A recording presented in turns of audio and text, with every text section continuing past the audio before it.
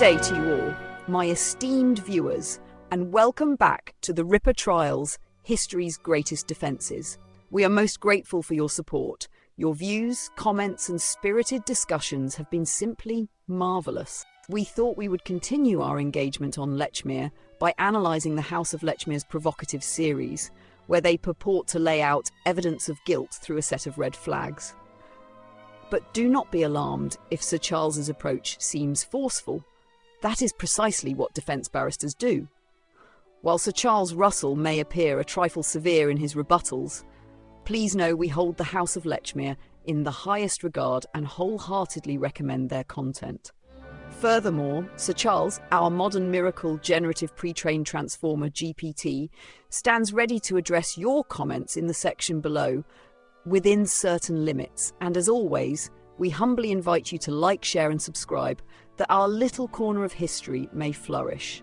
And now, without further ado, I present Sir Charles, who shall delve into the House of Lechmere's concerns with his customary insight. Pray, let us proceed. Ladies and gentlemen, we are here to examine the case against Charles Allen Lechmere, a man accused, more than a century after his death, of being one of history's most infamous killers. In doing so, we have undertaken a thorough analysis of the 26 red flags identified by the House of Lechmere. Our conclusion is unequivocal. None of these red flags amount to evidence of guilt.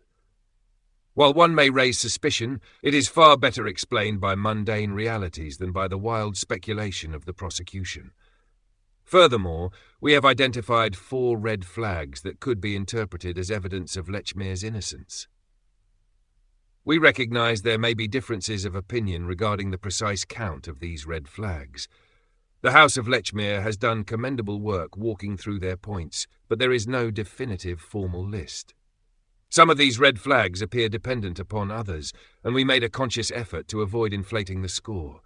For example, the claim of a lack of an investigation is closely tied to Lechmere's use of the name Cross, a point we have thoroughly dispelled as a red flag. Do we count this as 1 red flag or 2? We chose to limit it to 1, erring on the side of restraint. With this groundwork established, we shall now proceed to our detailed analysis, organised into 5 categories of red flags. Let us begin with clarity, fairness, and the pursuit of truth as our guiding principles. Ladies and gentlemen, as we embark upon this solemn examination, it is imperative that we proceed with order, clarity, and rigour. Our first task must be to define and categorise the red flags presented against Charles Allen Lechmere, for only by imposing structure upon the claims can we subject them to the scrutiny they deserve. To this end, the red flags have been grouped into distinct categories, each encompassing specific types of accusations or circumstantial concerns. However, it is the solemn duty of this court to remember that suspicion, however compelling, cannot replace the standard of evidence. With that principle in mind, I shall also offer preliminary thoughts, pre-skepticism, if you will, for each category, ensuring that our inquiries are guided by reason rather than conjecture. Allow me to briefly outline these categories. Personal background and environment. This category concerns aspects of Lechmere's upbringing, family history, and the environment in which he lived. It includes: Number 1, move to Doveton Street, the timing of his relocation before the murders. Number 22, family resentment and thwarted entitlement, claims of emotional discord tied to his lineage and social standing. Number 26, local Tiger Bay environment, notorious violence in the neighbourhood. Number 23-25, local incidents, including the Ratcliffe Highway murders, the Jamrach's Tiger attack, and the Lipsky murder scandal that may have shaped his psyche. While it is tempting to infer that one's environment predisposes them to criminality, such claims risk falling into the realm of speculative psychology. They lack the specificity required to link Lechmere's background directly to the murders. We must tread cautiously here, ensuring that we separate context from culpability. Prelude to the Nichols murder. This section focuses on timeline inconsistencies and alleged anomalies in Lechmere's actions leading up to the first canonical murder. It includes: Number 2, conflicting departure times, discrepancies in his account of leaving home. Number 3, unexplained 7 to 8 minute gap, a gap during which the murder could have occurred. While discrepancies in timing may arouse suspicion, it is essential to recall that human memory, particularly of mundane details, is inherently fallible. Minor inconsistencies do not, in themselves, establish guilt. This category must be approached with an understanding of the limits of human recollection and the challenges of reconstructing events from over a century ago. Discovery of Polly Nichols. Here, we examine Lechmere's conduct at the scene of the first murder and his interactions with others. This includes Number 4, caught with Nichols' body, his presence at the crime scene. Number 5 to 7, behavior toward Robert Paul, including alleged intimidation and his reluctance to handle the body. Number 8 to 10, evidence of a freshly slain victim, including the condition of the body and his departure without raising alarm. Being present at the scene of a tragedy may provoke scrutiny, but presence does not equate to guilt. Indeed, many innocent individuals have found themselves ensnared by circumstance. The burden lies with the accuser to demonstrate that Lechmere's actions were those of a murderer rather than a startled passerby. After leaving Nichols. This category scrutinizes Lechmere's actions post-discovery and his testimony at the inquest. It includes Number 11, contradiction with P.C. Meason, discrepancies in his report to the constable. Number 12 to 13, odd route choice and proximity to later crime scenes, suggesting calculated planning. Number 14 to 17, delayed testimony and alias use, implications of deliberate evasion or deceit. We must ask whether the alleged evasions were the actions of a man concealing guilt or simply the missteps of one unaccustomed to public scrutiny. Furthermore, deviations from the expected path or inconsistencies in testimony are not uncommon in complex cases, and their interpretation must rest on evidence, not assumption. Connections to other Ripper-era murders. Finally, we consider the alleged links between Lechmere and other murders attributed to Jack the Ripper. This includes Number 1820, timing, locations and proximity, suggesting a geographic and temporal alignment with the killings. Number 21, evidence of fleeing, such as the bloody rag near the Pinchin Street torso site. It is here that the case becomes most tenuous. While patterns of proximity may raise questions, they fail to prove that Lechmere was the only person capable of committing these murders.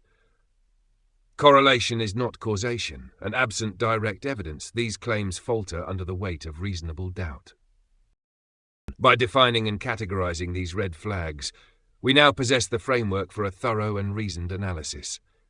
Each grouping shall be examined meticulously, with the aim of determining whether the shadows cast by these claims are substantial or mere phantoms born of suspicion.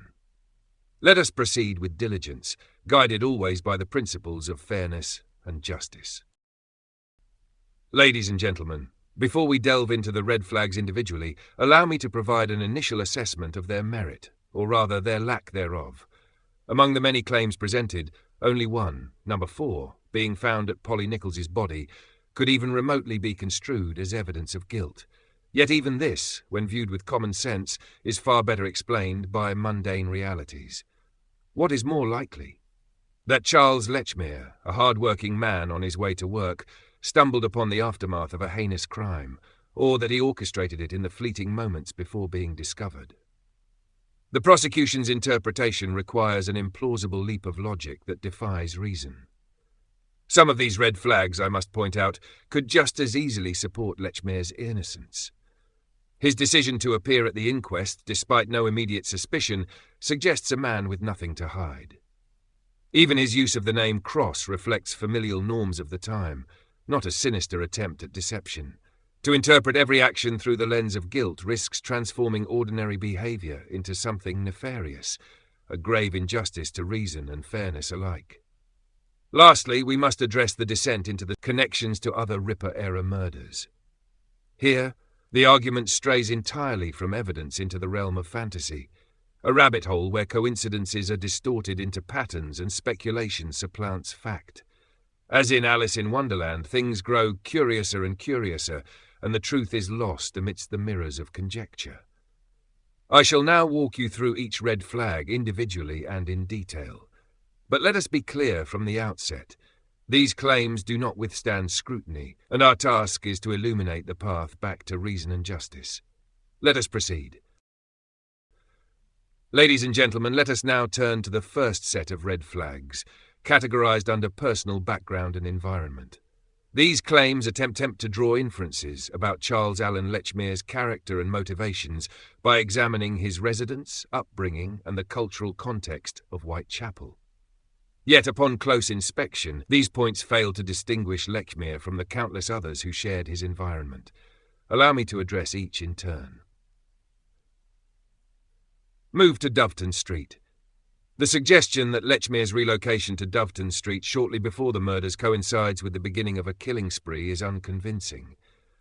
The prosecution points to this move as somehow sinister.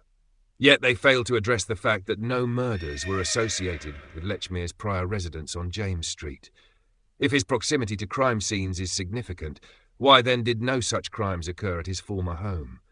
Furthermore, the killings ceased entirely while Lechmere continued to reside at Doveton Street, which undermines the notion of a causal link between his relocation and the murders. If anything, this timeline invites scrutiny of alternative suspects who fit a clearer pattern of behavior. Family resentment and thwarted entitlement, 22. This claim is entirely speculative. The notion that Lechmere's descent from gentry, juxtaposed with his East End poverty, bred resentment or entitlement, is unsupported by any evidence. There is no indication that Lechmere exhibited any bitterness over his circumstances, much less that such feelings could have driven him to violence. To admit this as evidence would be to criminalize imagination rather than actions, a dangerous precedent that no court of law should accept. Local environment and influences, now 23 to 26. The remaining claims, focused on the environment in which Lechmere was raised and the influence of infamous local events, offer no specific connection to him as an individual. These include the resurfacing of interest in the 1811 Ratcliffe Highway murders, the 1857 Jamrach's Tiger attack, the 1887 Lipsky murder scandal, the general violence and poverty of the Tiger Bay area where he grew up. While each of these incidents paints a vivid picture of Whitechapel's social backdrop, they fail to implicate Lechmere uniquely. These events, and the harsh environment of the East End, shape the experiences of every resident in the area. To suggest that they predisposed Lechmere to violence is to cast suspicion on an entire population, an argument so broad it becomes meaningless in identifying a specific suspect. Ladies and gentlemen, these claims tell us nothing distinctive about Charles Lechmere. They describe a challenging and often violent world, but one shared by thousands of innocent residents. To single out Lechmere based on such generalized points is to grasp at shadows rather than substance. This set of red flags demonstrates the danger of conflating context with culpability. None of these claims withstand scrutiny, and instead of singling out Lechmere, they underline the absence of evidence that uniquely connects him to the murders. Let us continue with this in mind, ensuring that our judgment is guided by fairness and reason, rather than by the shadows of a troubled city. Ladies and gentlemen, we now turn to the red flags categorized under Prelude to the Nichols murder. These claims pertain to the timeline of events leading up to the discovery of Mary Ann Nichols's body, casting suspicion upon Charles Allen Lechmere through alleged inconsistencies and unexplained gaps. However, when subjected to reason and scrutiny, these accusations reveal themselves as weak, speculative, and ultimately unconvincing. Let us examine them individually. Conflicting departure times, 2. The prosecution highlights discrepancies in Lechmere's stated departure times, suggesting he cited about 3:30 a.m. in one account and about 3:20 a.m. in another. Yet we must consider the realities of Victorian London, where precise timekeeping was not common among the working class. Approximate times were the norm, and even minor inconsistencies are unsurprising given the circumstances. Furthermore, the Victorian press was notorious for inaccuracies in its reporting, often misrepresenting or conflating witness statements. Thus, it is equally plausible that these discrepancies reflect errors in reporting rather than any deliberate obfuscation by Lechmere. The defence would argue that this point is wholly irrelevant as evidence of guilt. At worst, it suggests Lechmere may have understated how late he was running to avoid scrutiny for tardiness at work, a matter of trivial concern, far removed from any implication of murder. Unexplained 7-8 minute gap, number 3. The prosecution claims that the 7-8 minute gap between Lechmere and Robert Paul, despite both men describing themselves as late, is suspicious and indicative of guilt. Yet this theory falters under closer examination. We have posited that Lechmere may have left home later than 3:30, perhaps closer to 3:36. Such a departure time aligns more plausibly with his account of being late and eliminates the supposed gap entirely. This timeline provides a far more consistent and reasonable explanation of events than the prosecution's speculative assumptions. Lastly, and most critically, the mechanics of the murder must be considered. Mary Ann Nichols was the first victim in the Whitechapel series to show clear signs of strangulation before the knife wounds were inflicted. All prior victims had died by wounds from knives or blunt objects, making this an apparent departure in the killer's methodology. Strangulation, particularly for an inexperienced assailant, is neither simple nor swift. Experts suggest that while strangulation can induce cardiac arrest in as little as 2 minutes, a more realistic estimate for a first-time killer would be between 10 and 30 minutes. Such a time frame is incompatible with the prosecution's theory that Lechmere both committed the murder and maintained the timeline that aligns with Paul's arrival. The physical difficulty and psychological intensity of such an act only reinforce the implausibility of Lechmere as the killer. Ladies and gentlemen, these red flags reveal more about the prosecution's desire to mold circumstantial evidence into a narrative than about Lechmere's guilt. The alleged discrepancies in his departure times are inconsequential, and the so-called gap is virtually eliminated when we consider the likelihood that he left later than claimed. When we consider the mechanics of the crime itself, strangulation, a method not previously seen in the Whitechapel murders, its time frame, difficulty and novelty for the killer further undermine the suggestion that Lechmere was the perpetrator. These accusations, far from strengthening the case, expose its speculative and fragile foundation. As we proceed, let us remain steadfast in our commitment to fairness, guided by evidence rather than conjecture. Let us now continue.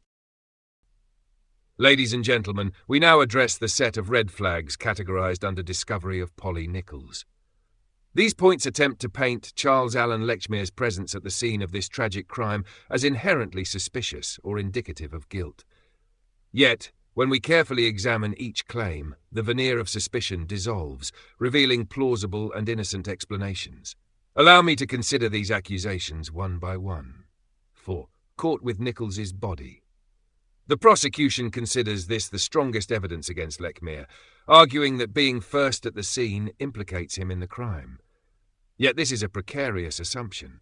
Is it not far more plausible that Lechmere, an ordinary working man on his way to his job, innocently discovered the body? Indeed, Robert Paul, who arrived moments later, observed nothing unusual about Lechmere's appearance. There was no blood on his hands or clothing, no signs of panic or distress. Similarly, when Lechmere later encountered PC Meason, the constable also found nothing suspicious about him. The defence must emphasise that merely being first at the scene does not constitute guilt. Lechmere had a perfectly reasonable explanation for his presence, his commute, and his behaviour aligns far better with that of an innocent man than with a murderer attempting to conceal his crime. Number 5. Menacing approach. Robert Paul's initial fear upon seeing Lechmere is subjective and irrelevant as evidence of guilt. Paul's apprehension likely stemmed from the general unease of walking through the dark, dangerous streets of Whitechapel, rather than anything specific to Lechmere's demeanour.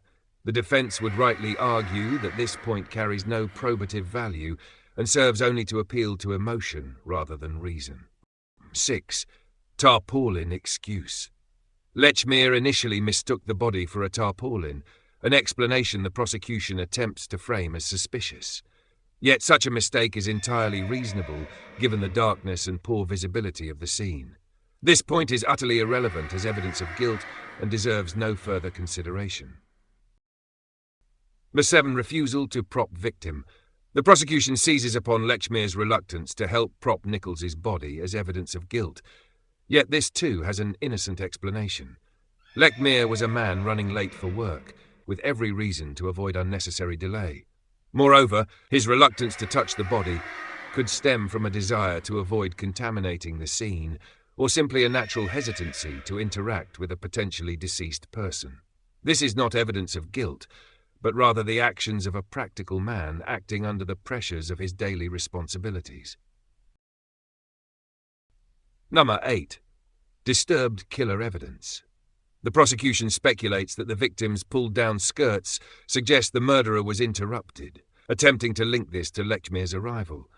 Yet this theory is pure conjecture.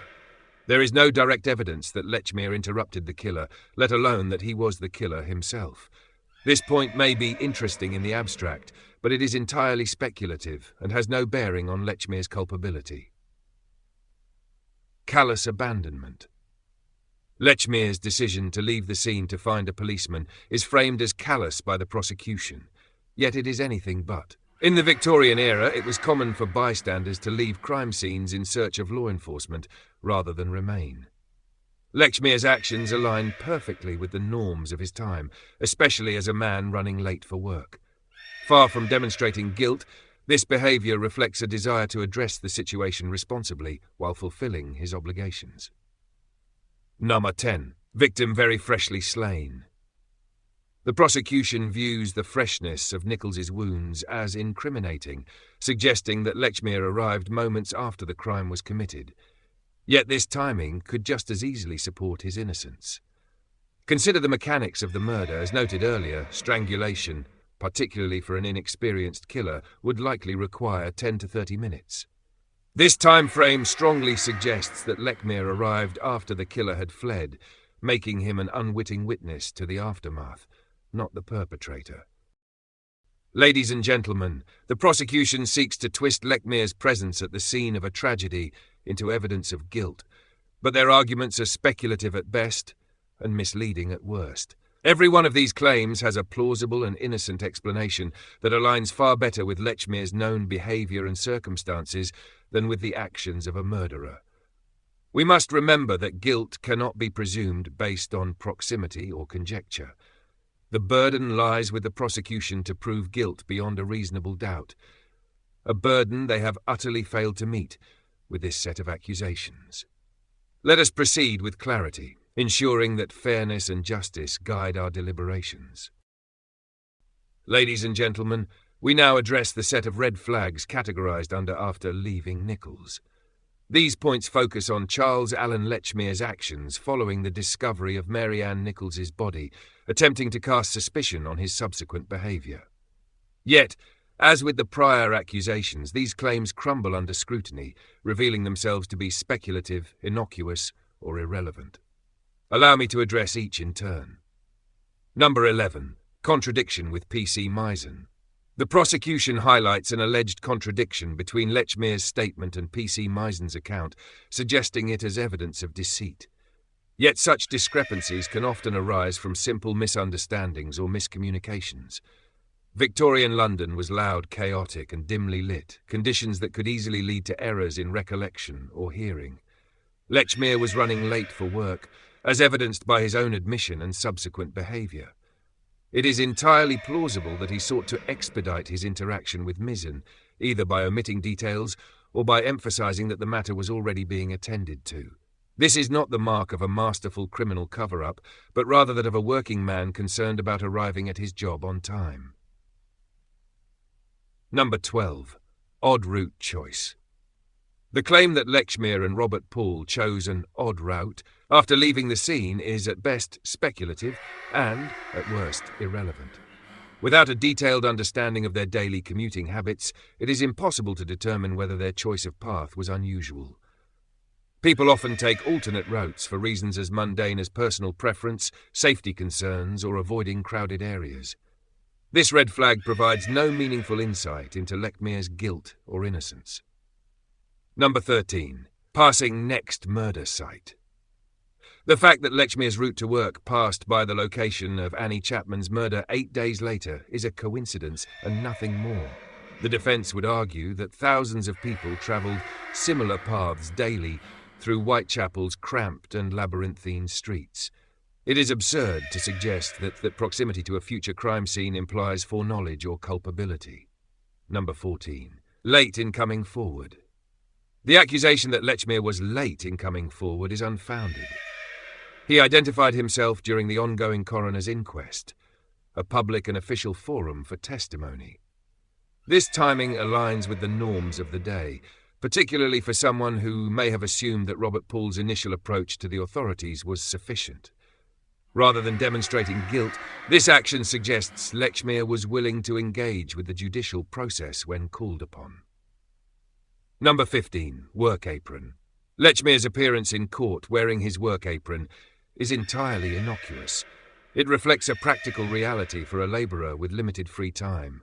He likely attended the proceedings directly from his workplace or planned to return immediately thereafter. This detail speaks to his sense of responsibility and the demands of his employment, not to any sinister intent.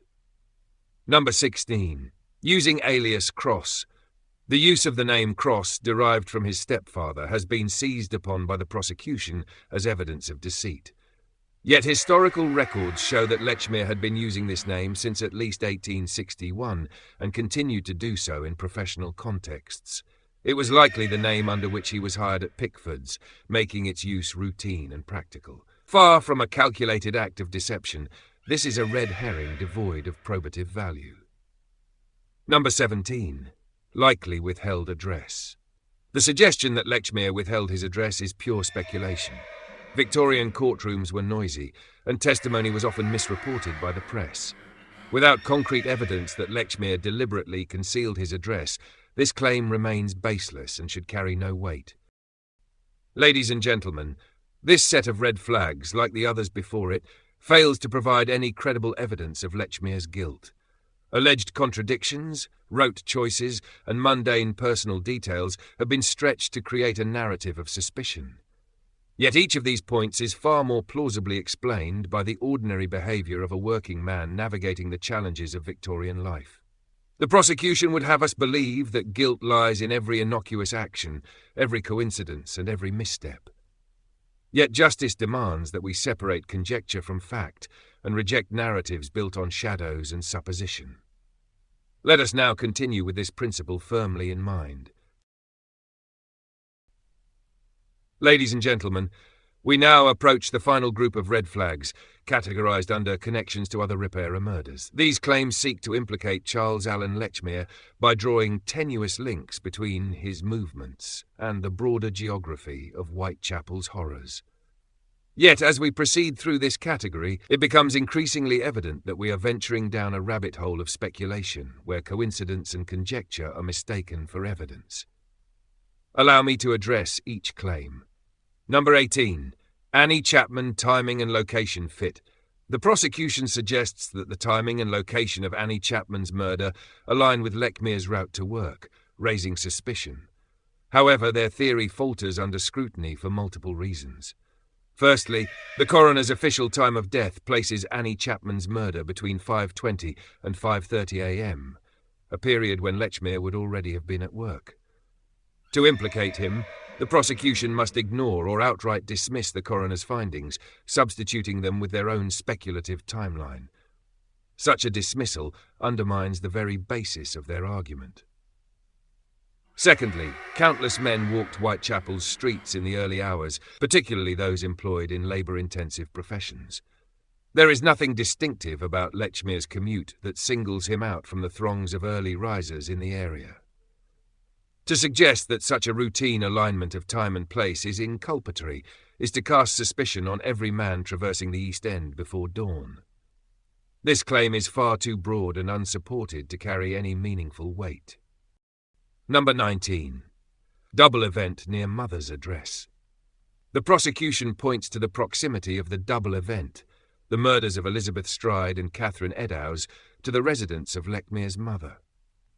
At first glance, this may seem curious, but upon closer examination, the claim unravels entirely.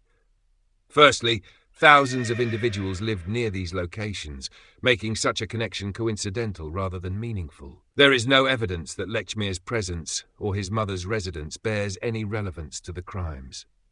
Secondly, and perhaps most significantly, the double event occurred on a Sunday, a day when Lechmere would not have been commuting to work. This anomaly directly contradicts the so-called commuter-killer theory, which the prosecution relies upon to implicate him. Why, then, would Lechmere have been in those locations at that time? The inconsistency undermines their argument entirely. Number 20. Pinching Street Torso. The discovery of the Pinchin Street torso, a crime often debated as to its connection to the Ripper murders, is invoked here as evidence against Lechmere. Yet this theory lacks even the faintest thread of plausibility. No direct evidence links Lechmere to the torso murders, and the prosecution would struggle mightily to connect the Ripper killings to these separate crimes. Furthermore, the inclusion of this point only serves to highlight the speculative nature of the prosecution's case. We are now being asked to leap from one series of crimes to another entirely, without evidence, in a desperate attempt to force a narrative. Number 21. Bloody rag en route. The discovery of a bloody rag near the Pinchin Street torso site is cited as further evidence, but this claim is utterly baseless. Whitechapel was a rough, industrial area with numerous slaughterhouses and butcheries. Bloodied rags were far from unusual in such a setting, and no evidence links this particular rag to either the crime or to Lechmere. This red flag epitomizes the dangers of overreaching, an attempt to transform an ordinary detail into a sinister implication, absent any factual foundation. Ladies and gentlemen, this final set of red flags reveals not the guilt of Charles Allen Lechmere, but the lengths to which the prosecution will go to cast suspicion upon him. These claims are built on coincidence, not evidence, and they fail to provide any substantive link between Lechmere and the crimes they attempt to connect. From the timing of Annie Chapman's murder, which relies on disregarding the coroner's findings, to the alleged significance of a bloody rag, we find ourselves tumbling further into a rabbit hole of conjecture. Much like Alice's adventures in Wonderland, things become curiouser and curiouser, yet they stray further from the realm of reality. Justice demands that we reject such fanciful distortions. To convict Charles Lechmere on these grounds would be to abandon reason and fairness entirely. Let us step back from the rabbit hole and return to the principles that must guide our deliberations: evidence, logic, and the unwavering pursuit of truth. To be thorough, let us address what might be considered a 27th red flag, or perhaps 16A. The assertion that Charles Lechmere wasn't investigated and that this somehow serves as evidence of guilt. This claim, upon examination, fails to hold water. 1. No evidence he wasn't investigated. There is no record proving that Lechmere wasn't investigated. On the contrary, Victorian officials often stated they interviewed everyone multiple times in connection with the murders. As the man who found Polly Nichols' body and interacted with Robert Paul and P.C. Misen, Lechmere would have certainly been questioned as a matter of course. Number 2. Not cleared isn't guilt. No one in the Ripper case was formally cleared, as the investigation never identified a definitive culprit. Singling out Lechmere as suspicious for this reason is speculative at best and evidence of confirmation bias. 3. Speculation is not evidence. The leap from "we lack documentation" to "he must be guilty" is a logical fallacy. Justice demands evidence, not conjecture. A lack of explicit records is not a foundation for guilt. Conclusion: far from proving guilt, this claim underscores the dangers of relying on speculation over evidence. Lechmere's actions, discovering the body, speaking with Paul, and interacting with the police, make it clear he was part of the investigation. Let us not confuse the absence of records with the presence of guilt. Ladies and gentlemen, we began this examination faced with 26 red flags, 26 accusations laid before this court in an effort to cast Charles Allen Lechmere as one of history's most heinous murderers. Yet, as we have carefully and thoroughly analysed each point, what has emerged? Of these 26 red flags, 25 have been shown to be speculative, innocuous, or irrelevant. a collection of conjectures, coincidences, and misinterpretations devoid of substance or probative value. We then addressed the one red flag, number 4, caught with Nichols's body, which the prosecution has clung to most tightly. And even here we found that a far more plausible explanation exists. An innocent working man stumbled upon a horrific scene during his commute. The absence of blood on his person, his calm demeanour, and his actions that morning speak not to guilt, but to the misfortune of being in the wrong place at the wrong time. Furthermore, we encountered 4 red flags that could actually be interpreted as evidence of Lechmere's innocence. His willingness to come forward, his consistent use of a name tied to his stepfather, his practical attire reflecting his commitment to work, and the timeline of events. These details cast doubt on the very foundation of the prosecution's case. In the end, the red flags designed to implicate Lechmere do not withstand scrutiny.